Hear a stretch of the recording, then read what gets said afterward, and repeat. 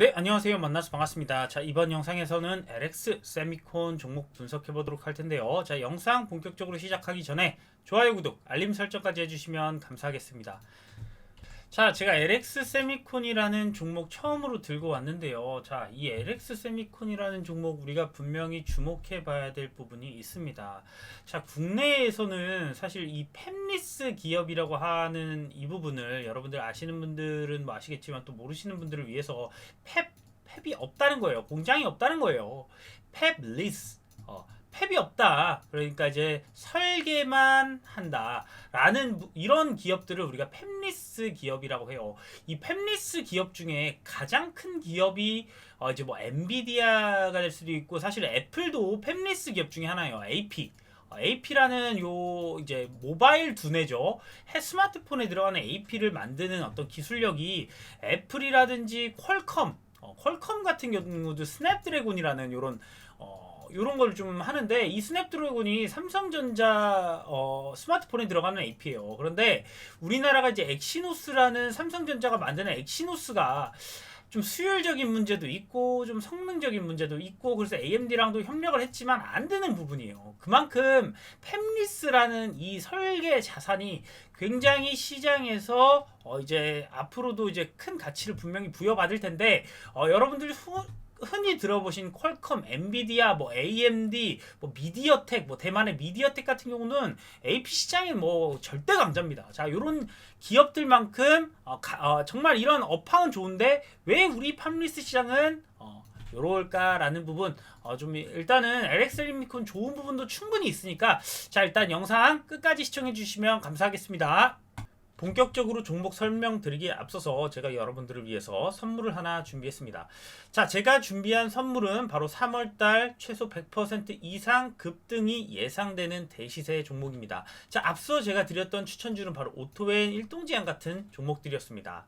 자, 그래서 매수가를 제가 여러분들께 여기도 매수가가 있겠지만 여러분들께 2월에 바로 일동제약, 미래생명자원 이런 종목들 다 드렸었어요. 자, 그리고 3월에는 오토앤이라는 종목 이런 종목들 3월 달에 다 드렸거든요. 여러분들 1번이라고 지금 보내주신 분들 위에 있는 번호 010-7752-4774로 숫자 1만 이렇게 보내주시면 요런 종목들 세력 매집주 바로 다 드리도록 하겠습니다. 자, 여러분들 요런 종목 바로 이제 궁금하시죠? 그냥 그저 그런 세력이 매집한 게 아니라 자, 그냥 그저 그런 세력이 아닙니다. 바로 메이저 세력이 바로 최근에 매집을 끝마친 종목입니다. 자, 그렇기 때문에 이 종목 받아보실 분들 전부 다 무료로 진행되고 있습니다. 자, 바로 숫자 1번만 문자로 보내주시면 보내주신 모든 분들께 3월달 최소 100% 이상 상승이 가능한 종목 모두 무료로 보내드리겠습니다. 자, 그렇기 때문에 여러분들 2월에 오토앤, 뭐 일동제약 이런 종목들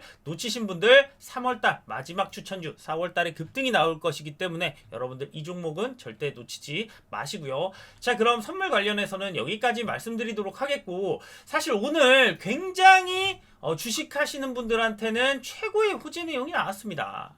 자, 바로 우크라이나 러시아 5차 협상에서 바로 공통된 이해에 도달했다. 요런 소식이죠.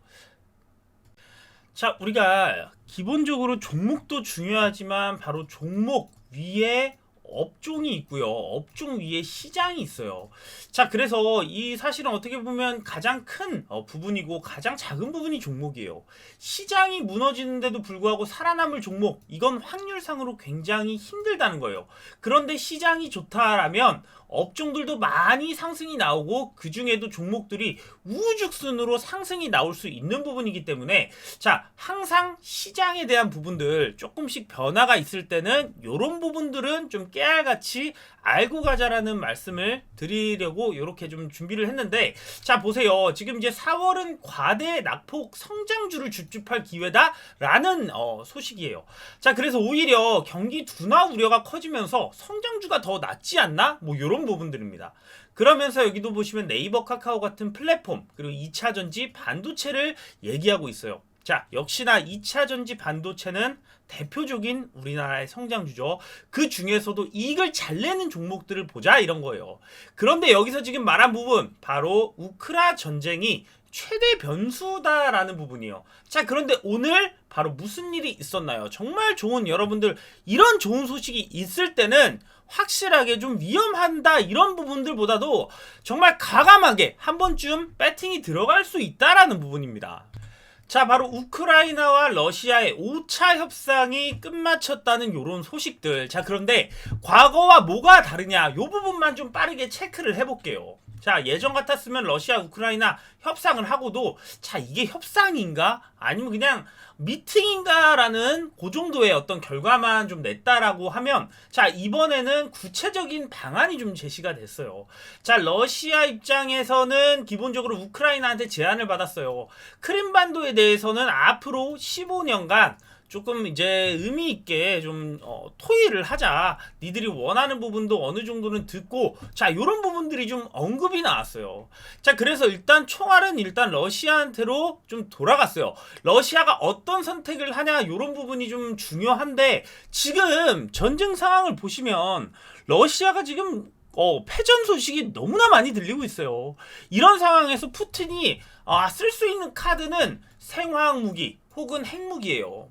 요렇게까지 가느냐 아니면 협상을 끝마치느냐 요 부분에서 사실은 이제 계속해서 푸틴이 강한 카드를 언급하는 요런 부분들이 있었는데 지금 러시아가 요 정도 패전 소식이 나왔는데 생화학 무기, 핵무기 이런 것들의 준비 상황 이런 것들은 기사에 계속 나오는데 결국 이런 것들을 쓰면 돌이킬 수 없는 돌이킬 수 없는 상황이 돼버려요. 정말 3차 대전이 일어날 수도 있는 그런 상황까지 가야 되는 건데 러시아 푸틴 지금 대선을 치러야 합니다. 이 장기 집권 포석을 마련해야 되는데 여기서 그냥 이대로 러시아를 무너뜨린다. 자, 요런 부분도 사실은 좀 북한의 김정은이랑 뭐가 다를까요? 자, 요렇게 한 다음에 다시 자기들이 원하는 카드를 쥐기 위해서 강한 얘기를 계속해서 내는 겁니다. 자, 그렇기 때문에 지금 우크라이나 러시아 협상이 조금 가까워지고 있는데 요 부분을 하루 이틀 내에 조금 강한 어떤 좋은 신호가 나오면 이것은 거의 뭐 이제 휴전이 된다라고 봐도 무방하다는 겁니다. 자, 그렇기 때문에 지금 다시 증시에서는 아주 훈풍이 직접적으로 불어오고 있습니다. 미국 증시도 마찬가지고 코스피 증시도 마찬가지고 이제는 너무나 그동안 많이 주가들이 할인이 됐다. 그래서 지금은 예전에 이제 금리 인상이 나오면서 한번 이렇게 바닥을 찍은 다음에 반등을 하다가 전쟁으로 이렇게 됐어요. 그래서 지금 쌍바닥을 거의 만들었는데 이런 부분이 여기는 이제 기술적 반등이라 한다면 지금 정도가 되니까 기업들이 실적도 좋고 펀더멘털이 상당히 좋더라. 그런데 이런 대외적인 악재만 해결이 되면 수급이라든지 펀더멘털에 기반한 진짜 반등이 일어날 수 있겠다라는 소식들이 지금 들려오고 있습니다. 자, 그러면서 지금 이제 중재를 하고 있는 터키 입장에서도 계속해서 어느 정도 이 보도를 내고 있는데 가장 그동안의 협상에서의 어떤 것들을 비교해 볼 때 가장 의미 있는 진전이었다. 공통적인 이해에 도달하고 있다라는 이런 부분들이에요. 자, 그렇기 때문에 여기도 보시면 가장 의미 있는 진전이다. 그러면서 푸틴과 젤렌스키가 정상회담을 할 수도 있다라는 부분까지 언급이 됐기 때문에 자, 지금 같을 때 주식시장 한 번쯤 저도 지금 그런 상황이에요. 한 번쯤 배팅이 확실한 종목들 삼성전자 뭐 이런 기반적으로 반도체라든지 이런 지금 이제 뭐 2차 전지라든지 이런 주도적인 성장주 한 번쯤 크게 좀 담아봐도 되지 않을까 그런 생각을 좀 합니다. 자, 그래서 항상 그래요. 종목보다 더 중요한 건 업종이고요. 업종보다 더 중요한 게 시장이에요. 자, 이 시장이 지금 우호적으로 바뀌고 있다라는 말씀 전달해 드리도록 하겠습니다. 자, 다시 LX 세미콘으로 돌아와서요. 자, 이 팹리스 시장이 굉장히 커요. 여러분들 뭐 아시겠지만 뭐 애플 요런 회사, 퀄컴, 물론 애플은 스마트폰 회사일 수도 있어요. 그런데 AP를 만드는 요런 스마트폰 두뇌를 만드는 요 설계 자산이 명확하게 있는 회사예요. 퀄컴 같은 경우는 우리나라 스마트폰에 삼성전자 스마트폰에 들어가는 그런 이제 스냅드래곤이라는 그런 이제 그런 것들을 하는 회사인데 미국이나 대만 같은 경우에는 이게 굉장히 지금 팹리스 기업들이 잘 만들어져 있다는 거예요. 그리고 TSMC 이런 거는 팹리스 기업이 아니죠. 종합 반도체 기업이죠. 그런데 이제 미디어텍이라던가 요런 회사 같은 경우는 미디어텍 같은 경우는 AP 쪽에서는 뭐 1등이죠. 그래서 요런 회사들이 굉장히 사실 좀 우리가 이제 반도체 기업들을 볼 때 우리가 삼성전자 뭐 이렇게 하지만 결국 진짜 큰 어떤 주가적인 수혜를 봤던 기업들은 이런 팹리스 기업이거든요. 미디어텍, 뭐 퀄컴, 뭐 엔비디아 뭐 이런 기업들 여러분들 다 아시잖아요. 그래서 LX 세미콘이라는 기업을 보면 국내 1위예요. 그런데도 불구하고 전 세계 순위로 가면 13위에 있어요. 자, 그래서 여기도 이제 이런 내용을 좀 준비를 했는데, 자, 팹리스 바로 대박인데 왜 한국만 그럴까라는 부분들. 자, 결국은 이 팹리스 기업들을 좀 키워야 되는데 한국에서는 메모리 중심 대기업이 고급 인력을 다 빼앗아 간다는 거예요. 그래서 이제 LG한테 AP 설계 인력을 좀 인수를 했는데 거절당했어요. 이런 부분들이 계속해서 있기 때문에 사실 이제 대기업 중심으로 좀 이런 것들이 발달을 하다 보니까 결국은 팹리스에서 가져갈 수 있는 인력적인 어떤 한계점에 좀 봉착을 해 있다 이런 부분들. 그래가지고 이제 대기업에서라도 좀 뽑아가지고 우리 이제 LG 같은 경우는 워낙에 LG가 사실 뭐 반도체 팹리스 이게 설계를 만드는 건데 LG는 진짜 인공지능이라든지 이런 굉장히 좀 LG가 우리나라에서 어떤 기업들 중에는 포지션이 굉장히 애매한 기업이었어요, 사실은. 스마트폰도 좀 이상해, 가전도 좀 잘하긴 하는데, 뭐 삼성한테 조금 뭔가 안 되는 부분도 있는 것 같고, 뭔가 좀 돈을 어디서 확실히 버는지 모르겠고, 그런 상황에서 굉장히 LG가 그동안 정말 열심히 노력을 했어요. 이 어떤 이 자율주행이라든지 이런 소프트웨어적인 측면에서 굉장히 R&D 비용을 많이 써서 결국엔 이 지금까지 올라왔어요. 그러다 보니까 지금 이제 그러니까 이 그죠 지적재산권 이게 순위가 뭐 10몇이었는데 이제 4위예요. 세계 4위만큼 지적재산권이 높아졌다라는 거예요. 세계 4위 LG전자. 그런데 그 회사 LG전자인데 이것도 같은 LX 계열인데 이쪽에서 이제 그런 인력들을 상당히 많이 보유를 하고 있는데 이걸 못 가져온다라는 부분이요. 다른 회사잖아요. 이제는 주주도 다르고.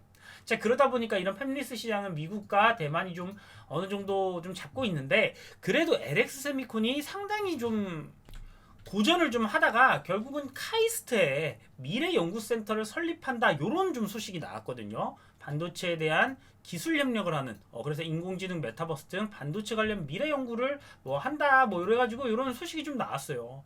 자, 그러니까 이제 이런 뭐 국가적인 측면의 도움이라도 좀 받아야 된다라는 부분이 조금 생각이 들었는데 이제 조금 한 템포 좀 앞으로 나아갔나 요 정도 좀 생각을 듭니다. 자, 그래서 이 LX 세미콘 결국은 정말 이 팹리스 무궁무진한 가능성이 있는 회사임에도 불구하고 조금 이런 부분이 제가 생각하기엔 우리나라에서 팹리스가 정말 잘 될 수 있을까라는 어떤 그런 부분이 좀 안 좋았어요. 왜냐면 삼성전자도 팹리스 기업 중에 하나기도 해요. 왜냐면 그 엑시노스라는 AP 이런 거 만들잖아요. 그러면 그것까지도 같이 하는 겁니다. 자, 그리고 우리는 이제 파운드리라든지 메모리 반도체 이런 거 수율 개선 그런 쪽에 인력들이 상당히 많이 분포를 하고 있기 때문에 이런 데서의 어떤 성장성이 좀 가능할까 이런 부분이 항상 좀 생각이 들었는데 자, 이런 게 하나씩은 좀 해결을 돼야 돼요. 그렇다 보면 이 LX 세미콘이라는 기업은 지금의 어떤 상황으로 봤을 때는 정말 잘해주고 있거든요. 우리나라에서 뭐 1위도 하고 지금 성장성도 보시면 지금 1조에서 1조 9천억, 뭐 2조 2천억, 2조 5천억 성장성은 굉장히 좋아요. 굉장히 좋은 상황에서 지금 주가가 이렇게 괜히 오르는 게 아니죠. 지금 이제 연기금이 이 LX 세미콘이 뭔지 연기금이나 지금 외국인들 조금 이제 매수세로 돌아선 외국인들도 있고 그러니까 우리나라에서 만약 팹리스 기업들을 뽑자면 몇 개 안 되는데 그중에 뭐 제주반도체 이런 거 아시는 분들이 있을 거예요. 그런데 저는 정말 최고의 기업을 꼽자면 이런 쪽에서는 뭐 디스플레이 관련해서는 사실 LX 세미콘의 설계 자산을 따라올 회사는 없다. 그래서 조금 그냥 매출을 뭐 몇천억 내는 뭐 제주반도체 같은 회사를 어떻게 여기다가 비교를 합니까? 1,800억, 1,900억 냈는데. 자, 그렇다 보니까 LX 세미콘 지금 조금 주가가 흔들릴 수는 있겠지만 저는 중장기적인 가치에 대한 좀 높은 점수를 주고 싶습니다. 자, 그래서 중장기적으로 보유하시는 분들 분명히 좋은 시간이 저는 올 거라고 보고요. 오늘 나왔던 이 카이스트에 대한 협력 소식 이런 거는 이제 좀 좋게 좀 해석이 된다라는 말씀 드리겠습니다. 자, 끝까지 시청해 주셔서 감사하고요. 자, 저는 다음에 더 좋은 영상으로 찾아뵙도록 하겠습니다. 감사합니다.